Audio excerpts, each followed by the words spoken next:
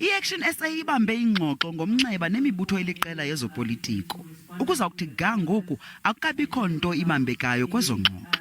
Injongo kukufumana uluvo olufanayo lokusingatha intsebenziswano koomasipala. It's very important in this agreement that all political parties commit to the idea of being humble. And what we mean by that is accepting the principle that no party has gotten an outright majority.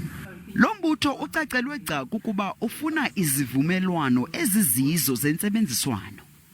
We've got to put people of South Africa first. If you believe you want to put your party ahead of saving society, then please don't waste our time, because the deal is already it's not going to be concluded.